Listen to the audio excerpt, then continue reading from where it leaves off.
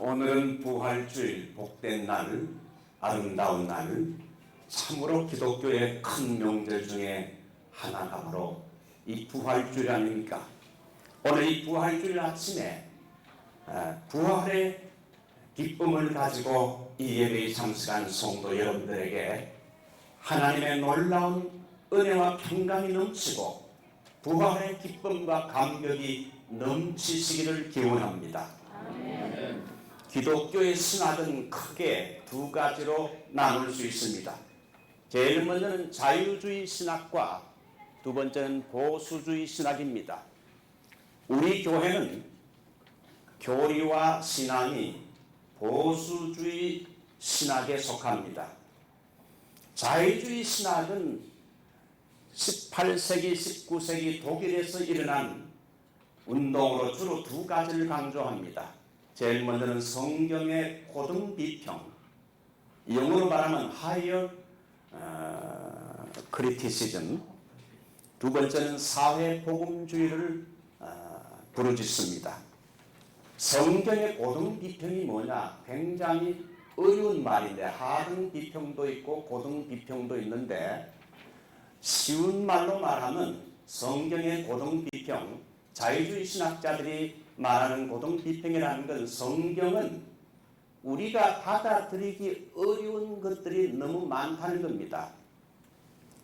비합리적이고 비이성적인, 머리로 도무지 이성적으로 받아들이기 힘든 것들이 성경에 많이 있다 이겁니다. 예를 들게 되면 기적이라든지 초자연적인 사건은 비합리적이기 때문에 이성을 가진 우리 인간이 어떻게 그것을 받아들일 수 있느냐? 그래서 성경에 받아들일 수 없는 건 빼버리자는 겁니다. 이게 성경의 고등 비평입니다. 이 자유주의 신학자 가운데 그 유명한 루돌프 불트만이라는 사람이 있는데 이 사람은 비신화화를 강조했는데 신구약 성경에서 과학적이지 못하고 합리적이지 못한 좀 신화적인 요소들은 성경에서 빼라는 것입니다. 예를 들게 되면 예수님이 오병이어로 5,000명을 먹이고 12광줄이 남긴 것, 이런 놀라운 초자연적인 사건, 예수님이 새벽에 바다 위를 걸어서 가신 것, 그게 가능한 일인가? 달빛에 예수님이 이렇게 비친 걸 가지고 마치 걸어간 거로 이렇게 기독교인들이 이렇게 조작한 게 아닌가? 어떻게 사람이 물 위를 걸어갈 수 있는가? 또한 예수님의 동정녀 탄생, 아직 결혼도 안 한 이 마리아가 어떻게 동정녀를 탄생할 수 있는가?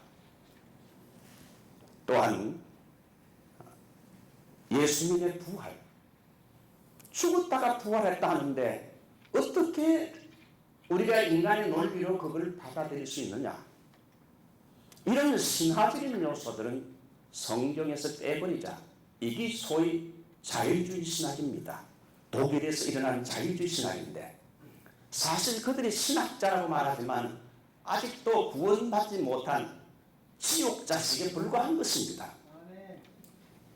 이런 반기독적이고 반성경적인 자유주의 신학과 운동이 유럽 독일 교회를 휩쓸고 북아메리카에도 막 이 자유주의 신학이 이제 몰려오게 되자 보수주의 신학자들이 나야가라 휴양지에 모여가지고 우리의 교회와 우리의 신앙을 자유주의 신학으로부터 보호하기 위해 가지고 기독교를 보존하기 위해서 모여서 회의를 했습니다. 자유주의 신학에 결코 양보할 수 없는 기독교의 근본 진리 5가지를 그때 딱 세웠는데 이것을 펀더멘탈 무브먼트, 근본주의 운동이라 합니다. 한번 손가락 한번 내보시죠. 5가지. 제일 먼저 한번 따라할까요? 성경의 정확 무엇은? 예, 성경은 틀린 것이 없다 이거예요. 성령의 영감으로 된 것이기 때문에 절대 성경은 오류가 없다는 거예요. 두 번째는 동정녀 탄생입니다. 예수님은 결혼하지 않고 남자의 씨가 아니라 성령의 능력으로 예수님이 동정녀를 통해서 탄생했다. 마리아. 세 번째가 그리스도의 대속적인 죽음입니다. His redemptive death. 그리스도의 대속적인 죽음. 네 번째가 그리스도의 부활. 다섯 번째가 second coming of Christ. 예수님의 다시 이 세상에 재림한다. 다시 한번 말씀할게요.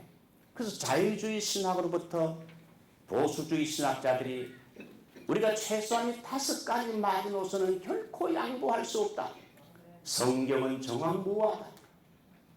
예수님의 동정녀 탄생, 예수님의 대속적인 죽음, 그리고 예수님의 부활. 우리가 오늘 부활주일날 그리스도의 부활을 지키기 하잖아요. 그리스도의 부활은 역사적인 부활이요 초자연적인 사건입니다. 다섯 번째가 예수님의 재림. 그래서 이것을 믿는 사람들을 근본주의자라, 펀더멘탈리스트, 근본주의자라 불렀어요. 우리는 어떻게 보면 이 다섯 가지 신학과 교리를 믿는 근본주의 신앙을 우리는 가지고 있어요. 오늘 고린도전서 15장은 여러분이 자세히 읽어보게 되면 예수님의 부활과 앞으로 예수님에게 붙은 우리 성도들의 장래의 부활에 대해서 말씀하는 유명한 부활장인데, 고린도전서에서 가장 긴 장이 고린도전서 15장입니다. 이 고린도전서 15장을 잘 읽어보게 되면 두 가지 질문이 나옵니다. 바울에게 던진 두 가지 질문에 대하여 바울이 거기에 답변하는 내용이 고린도전서 15장 전체의 내용입니다. 첫 번째 질문입니다. 우리 한번 성경을 읽어보겠습니다. 고린도전서 15장 12절.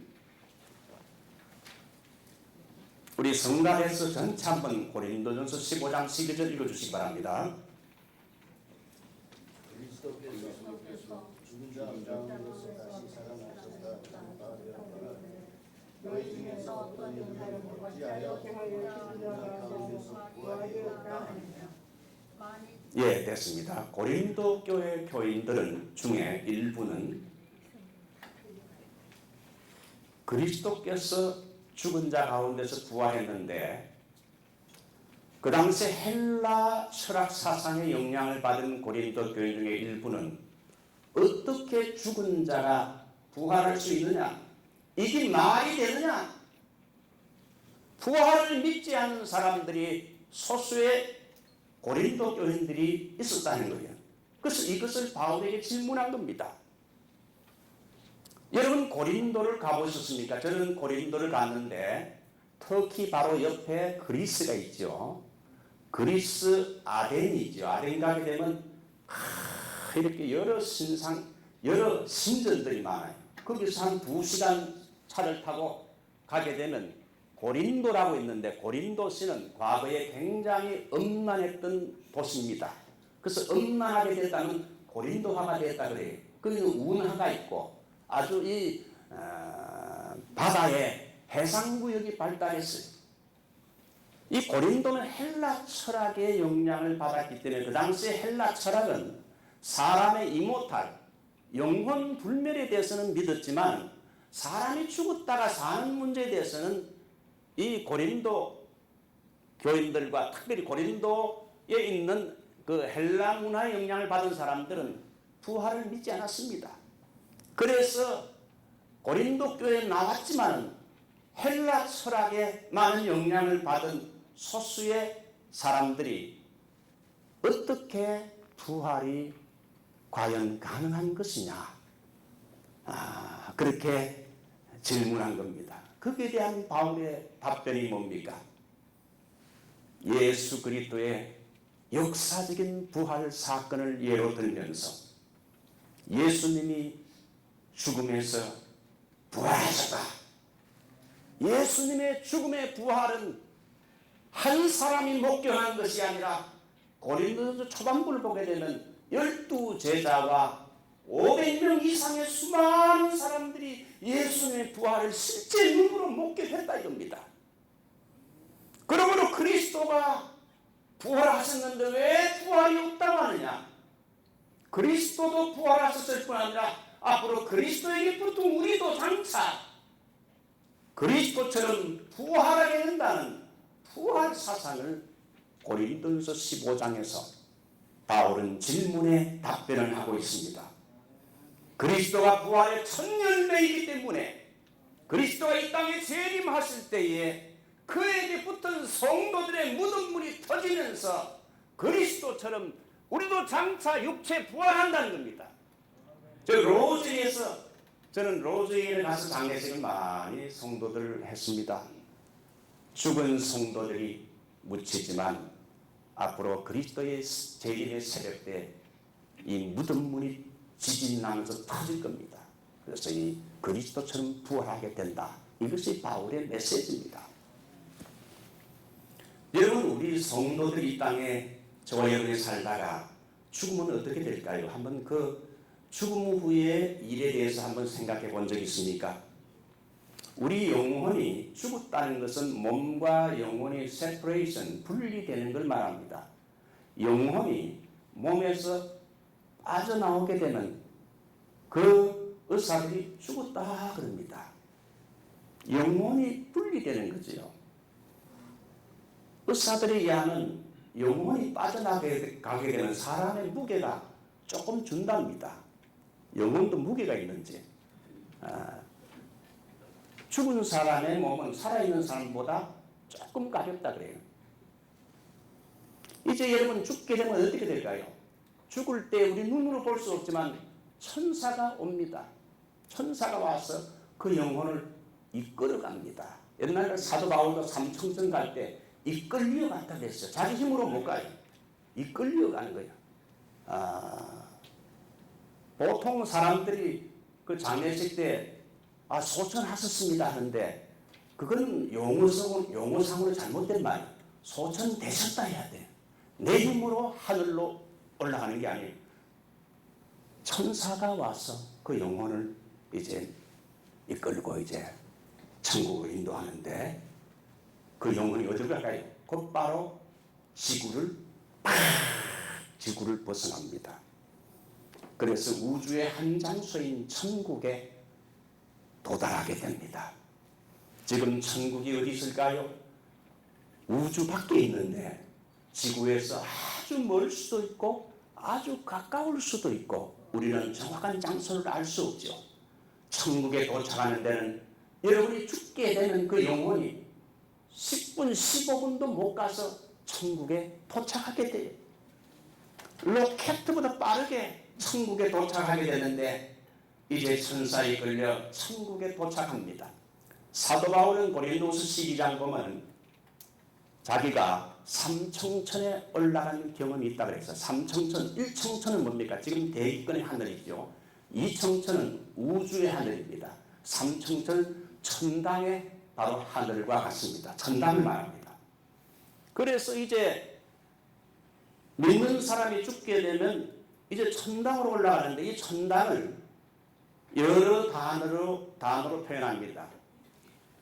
낙원, 파라다이스 낙원으로 표현할 수도 있고 네가 오늘날 나와 함께 낙원에 있으리라.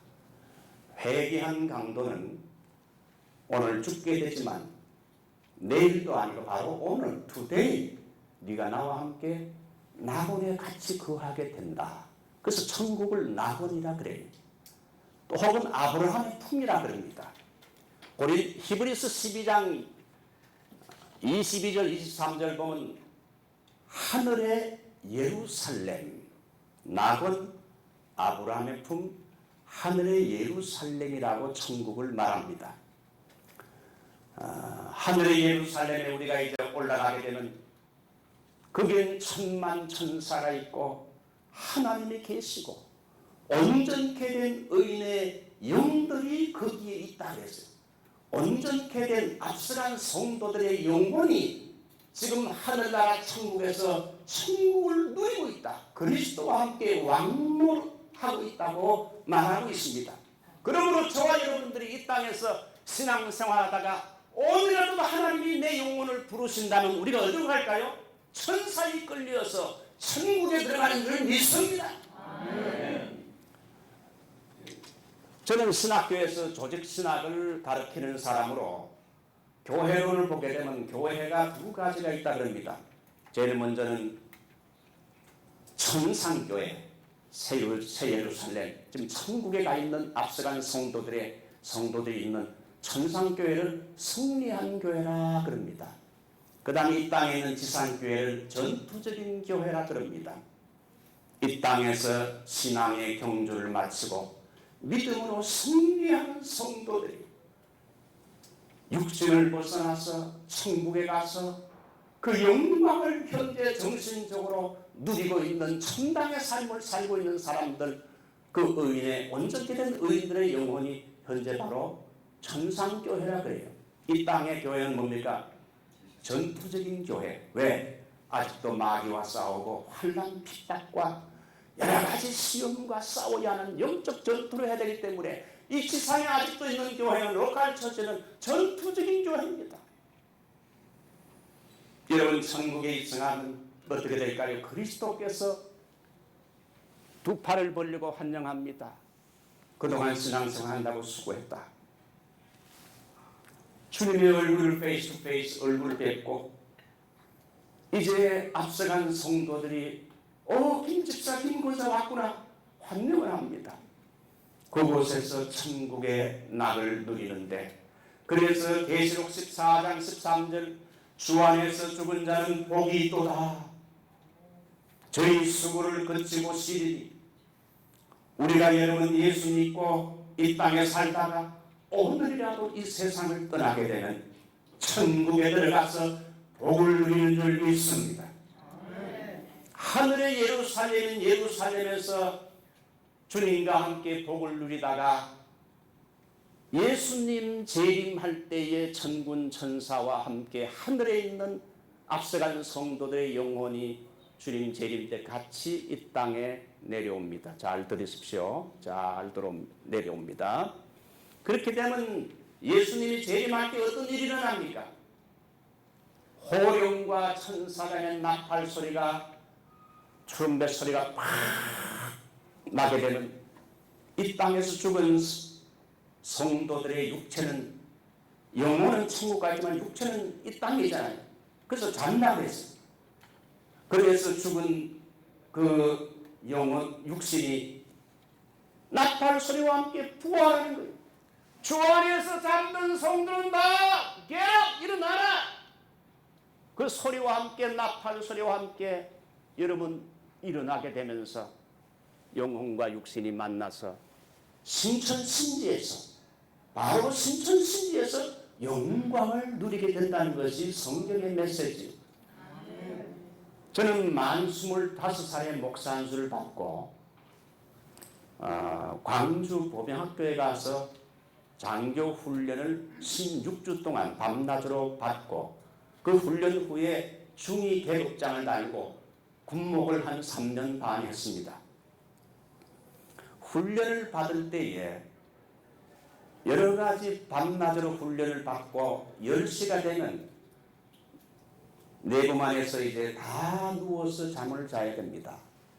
그러다가 새벽 6시가 되면 기상 나팔 소리와 함께 훈련생들이 전부 일어나서 옷을 입고 군화를 신고 10분 안에 연병장에 선착순으로 이렇게 집합하게 돼 있어요. 저는 그걸 보면서 지금 예수 믿고 죽은 성도는 마치 자는 것과 같아요. 로즈힐, 그린힐, 이 묘지에 마치 자는 것과 같은데 이제 예수님의 재림의 새벽에 이제 호령과 나팔 소리가 납니다. 주 안에서 잠든 성도는 일어나라. 그러면서 나팔 소리가 불 때에 마치 군인들이 새벽 6시에 일어나는 것처럼 여러분 예수 믿고 주 안에서 죽은 성도들은 부활하는 줄 믿습니다. 저는 믿습니다. 이게 바로 이 믿음이 성경적인 신앙입니다.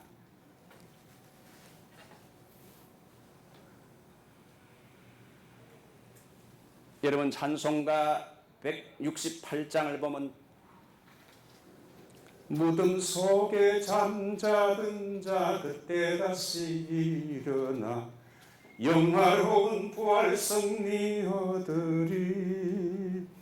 주의 택한 모든 성도 구름 타고 올라가 공중에서 주의 얼굴 배우리. 나팔 불며 나팔 불 때 나의 이름 나팔 불 때 나의 이름 나팔 불 때 나의 이름 부를 때에 잔치 참여하겠네.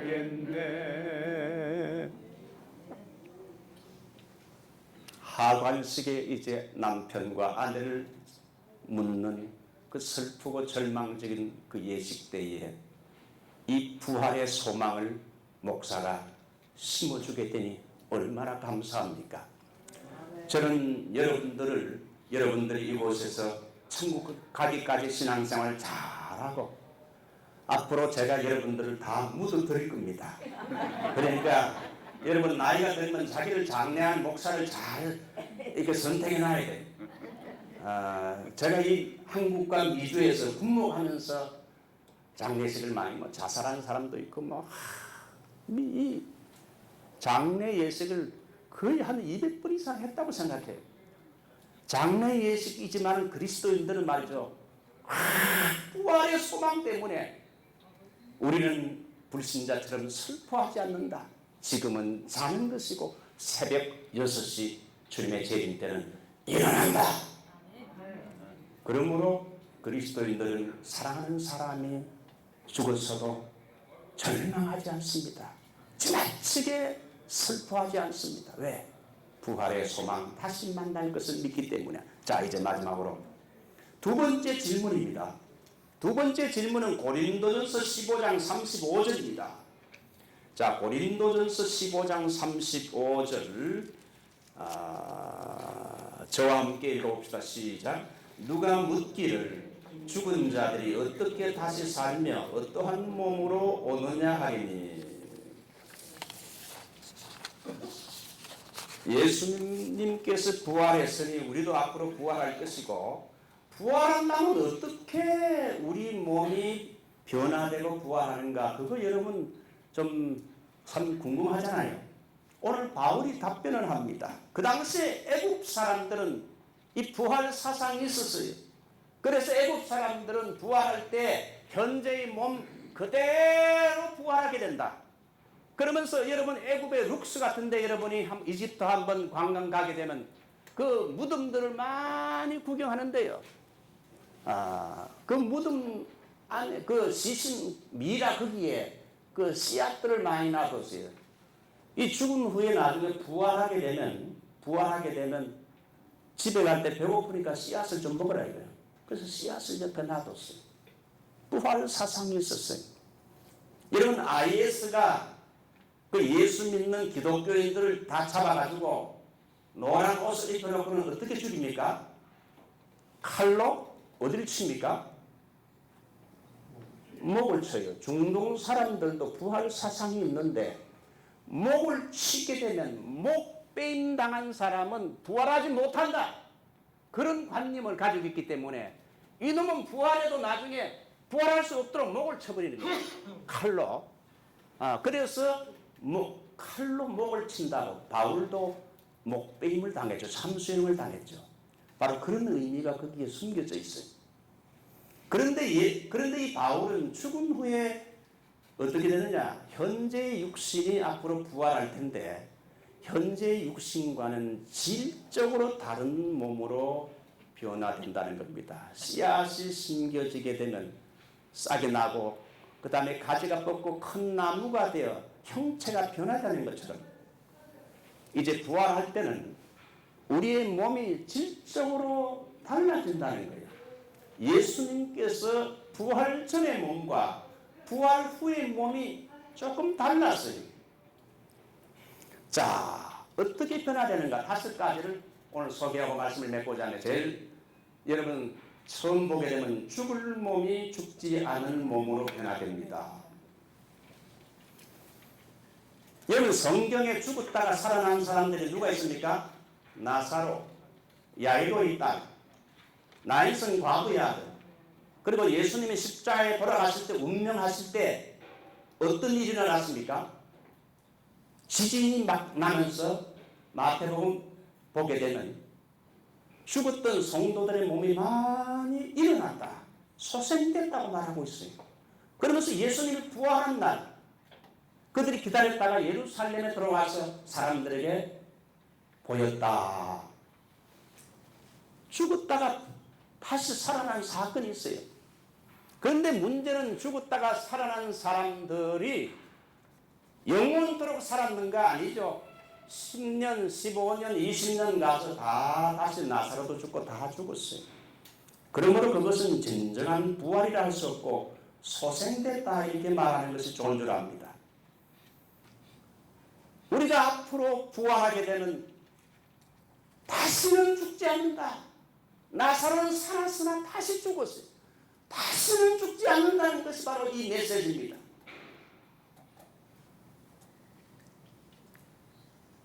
저는 교회 장로님들 가운데 너무나 아까운 분이 암이 찾아와서 죽는 걸 많이 봤어요. 다 기도도 살려달라고 기도도 했는데 하나님이 데려가시더라고요. 너무 아까운 분인데 그 부인 권사님이 나중에 장례식 후에 좀 어떻습니까? 하니까 목사님이 힘듭니다. 장모님도 부인 권사님이 암으로 돌아가시니까 힘듭니다. 그래요. 얼마나 그래서 한 1년, 2년쯤 돼가지고 이제 좀 어떻습니까? 하니까 장례식 하고 나서 한 2년 동안은 정말 허탈하고 집에 들어가면 혼자 있고 너무 외롭고 자꾸 죽은 남편 아내 생각나고 한 3년쯤 되니까 이제 좀 어떻습니까? 하니까 견딜만 합니다. 그러더라고. 같이 살던 아내와 남편이 먼저 죽는다는 건 얼마나 슬픈 일입니까? 먼저 죽게 되면 여러분 한 2, 3년 동안은 그 상실감이 큽니다. 너무 외롭습니다. 다른 가정 보면 다 부부가 같이 있는데 자기 혼자 얘기해요. 남편이 먼저 갔으니까. 그런데 우리가 앞으로 부활할 때는 말이죠. 다시는 죽지 않습니다. 다시는 일이 없는 줄 믿습니다. 두 번째는 썩을 몸이 썩지 않을 몸으로 변화가 된다. 오늘 성경은 말합니다. 현재의 몸은 죽으면 땅에 파묻히시고 얼마 후에는 썩게 됩니다. 제 부친은 평안도 개천뿐이고 제 어머니는 평안도 안주뿐인데 두 분이 다 평안도 뿐이에요. 저는 자라나기를 경상도에서 많이 자라났어요. 우리 부친은 그 영문학을 한 사람으로 대구에서 CCC 캠퍼스 크루세이드 포 크라이스트 대학생 선교회를 빌 브라이트 박사와 함께 대구에서 시작을 했어요. 대학생 운동을 했어요.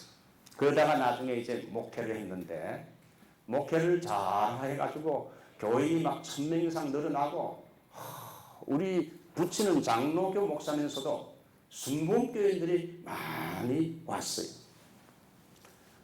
그러다가 이제 한창 교회가 부흥할 때 60세에 스트로크 중풍이 와서 한 3년 반 고생하시다가 이제 교회 묘지에 묻히셨어요.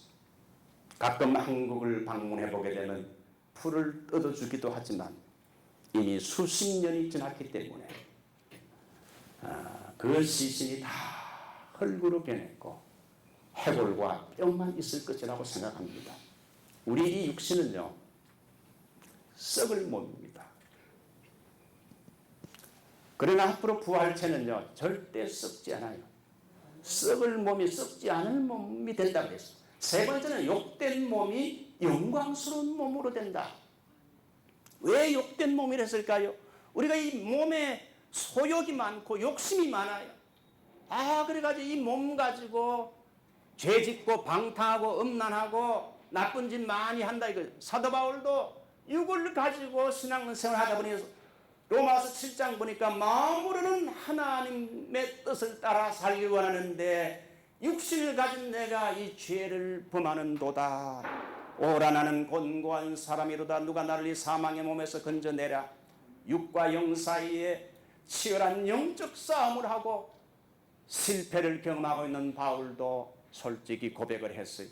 육신은 그래서 욕된 몸, 죄짓고 방탕하고 하나님의 뜻을 거스리며 살 때가 많았는데, 그러나 앞으로 장차 부활하게 되면 욕된 몸이 저는 거룩한 주님의 몸과 같이 영광스러운 몸으로 변하는 줄 믿습니다.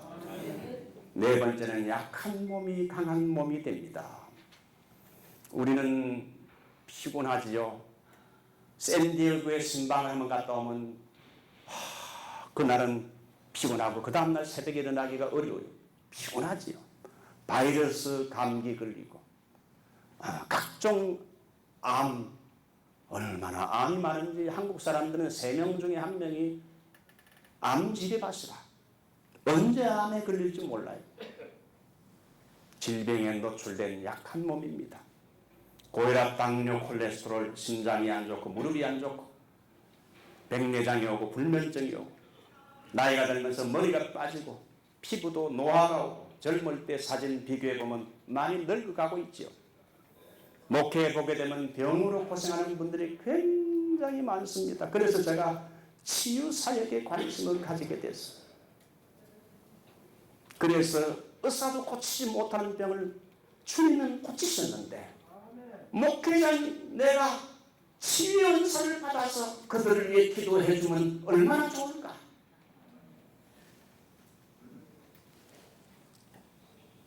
육십 넘어가면 100% 건강한 사람은 별로 없을 겁니다.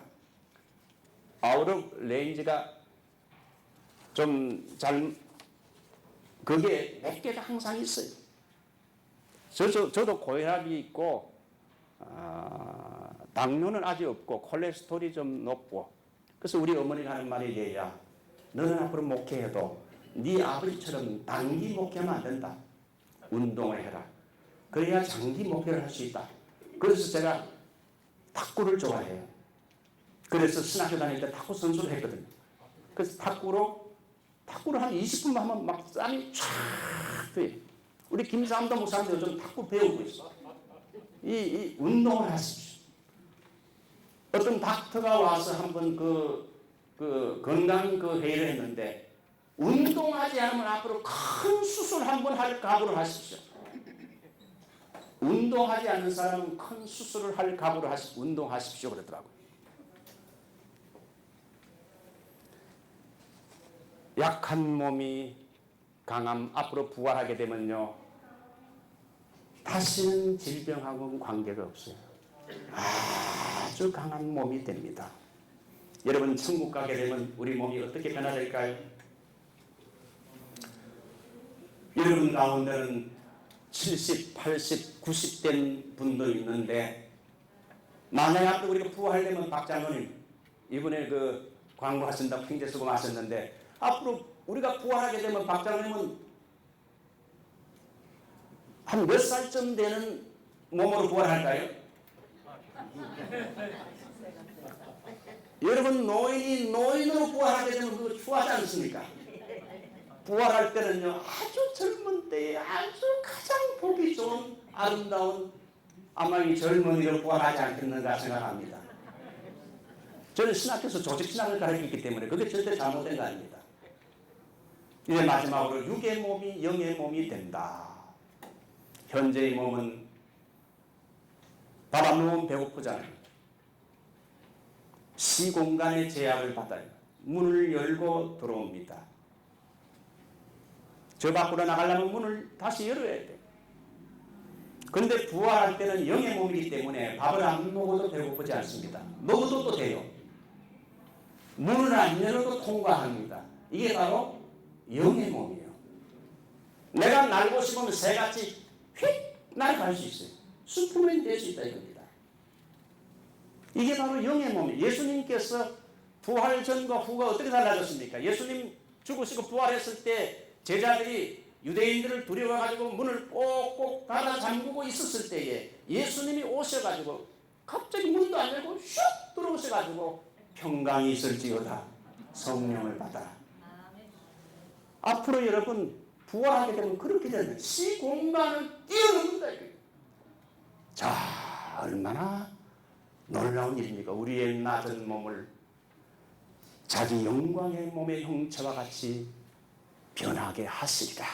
빌립보서 3장 21절. 그러니까 앞으로 우리가 부활하게 되면 현재 예수님의 몸과 같이 영광스러운 몸으로 부활하게 된다. 자, 한번 이제 종합적으로 마치고 이제 마칩시다. 자, 손 한번 대보십시오. 제일 먼저 죽을 몸이 어떻게 된다고요? 죽지 않은 몸이 되고, 그 다음에 썩을 몸이 썩지 않은 몸으로 되고, 그 다음에 욕된 몸이 영광스러운 몸으로 되고, 네 번째 약한 몸이 강한 몸이 되고, 육의 몸이 영의 몸이 된다. 이 5가지 놀라운 사건. 이야기 안 하고 마칠게요. 한양대학교 의과대학 교수 중에 한 분이 죽은 사람의 얼굴을 이렇게 연구했습니다.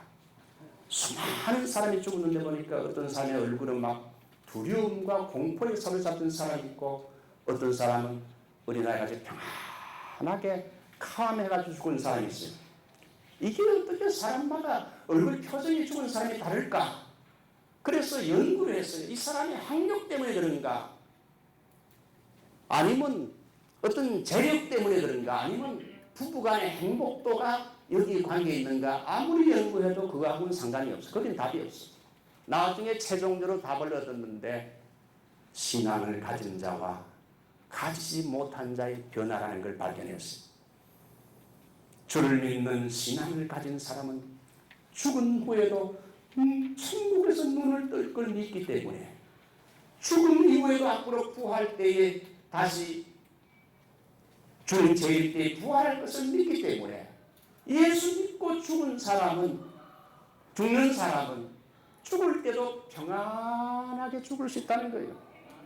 제가 목회하다가 갑자기 전화를 받았어요. 아버지가 이제 곧 돌아가실 것 같다. 한 30분 후에 돌아가셨다. 우리 어머니가 연세대학 병원에 가가지고 요번에 점심 좀 준비해가지고 올게 하고는 갔는데 집에 딱 도달하자마자 당신 남편 죽었습니다.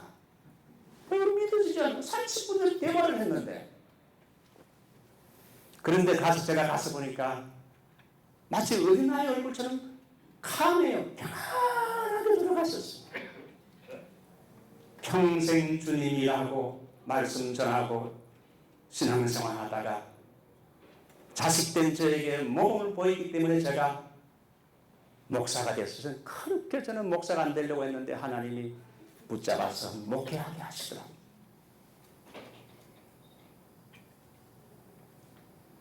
그래서 요한 칼빈 선생은 죽을 때 로마서 8장 18절을 낭독하고 죽었어요. 생각한데 현재의 고난은 장차 다가올 영광과 좋게 비교할 수 없도다. 오늘 이 부활주일 아침에 예배에 참석하신 성도 여러분, 죽음 후에 부활 신앙을 가지게 되면 죽음도 두려워하지 않은 담대한 신앙생활을 할 수 있어요. 이 신앙 가지고 승리하는 여러분들이 되시기를 주님의 이름으로 축원합니다.